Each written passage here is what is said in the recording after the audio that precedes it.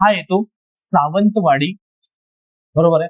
सावंतवाडी ते बेळगाव या भागामध्ये तुम्हाला या दोन मार्गामध्ये तुम्हाला आंबोली हे घाट आलेला आहे, बरोबर आहे. आंबोली हा घाट, आणि आंबोली घाट जर म्हटलं मग जिल्हा कोणता येईल तर सिंधुदुर्ग, बरोबर आहे.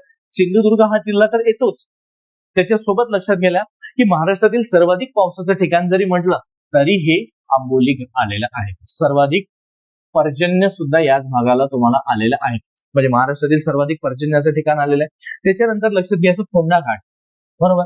मग इथे लिहायचं तुम्हाला आता फोंडा. मग आता फोंडा घाट कोणत्या दोन मार्गांना जोडतो तर लक्षात घ्यायचं कोल्हापूर ते पणजी, कोल्हापूर ते पणजी या दोन मार्गाला तुम्हाला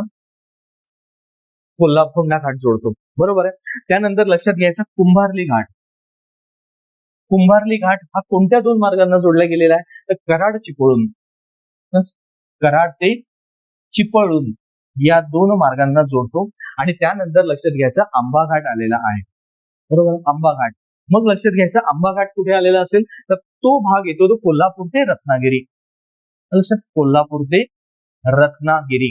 मग आता हे लक्षात ठेवण्यासाठी साधं सोपं लक्षात ठेवा. आता ह्या घाटाला जर समजा लक्षात ठेवायचं असेल ना, आंबाला सरळ लक्षात ठेवायचं आहे कोल्हापूर वरून रत्नागिरीला आंबा खात गेला, एक, किंवा रत्नागिरीवरून कोल्हापूरला अंबादेवीच्या दर्शनाला गेला, दोन्ही लक्षात ठेवता येतं. कारण रत्नागिरीचा देवगड, जयगड हे सर्व आंबा हापूस आंब्याच्या जाती तुम्हाला लक्षात येते ना, म्हणजे त्यावरून लक्षात ठेवायचं, सहज लक्षात राहतं. कुंभारली सुद्धा तसंच येतं. होंडा, होंडा जर लक्षात घेतला तर होंडा गाडीने गेला असं लक्षात ठेवू शकतात. कोल्हापूरहून पणजीला म्हणजे गोवा, पणजी म्हणजे तिकडे कुठला आलेला आहे गोव्याची राजधानी पणजी.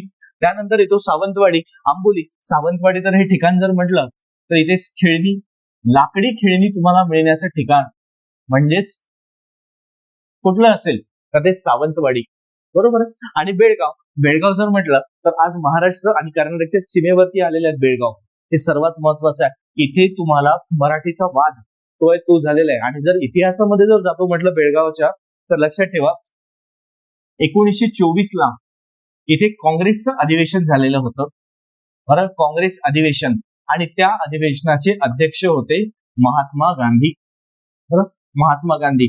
आणि महात्मा गांधींनी त्यांच्या संपूर्ण जीवनामध्ये एकमेव अध्यक्षपद भूषविलेलं हे अधिवेशन आहे, जे की बेळगाव या ठिकाणी झालेलं होतं, म्हणजे महाराष्ट्र आणि कर्नाटकच्या सीमेवर असणार, बरोबर. मग 1924 ला झालेलं आहे तर 2024 ला तुम्हाला 100 वर्ष पूर्ण झालेलं दिसतंय, आले लक्षात. म्हणजेच बघा, एका मुद्द्यावरून तुम्हाला किती मुद्द्यांवरती जाता येतं हे तुमच्या सर्वात लक्षात येणं फार महत्वाचं राहतं.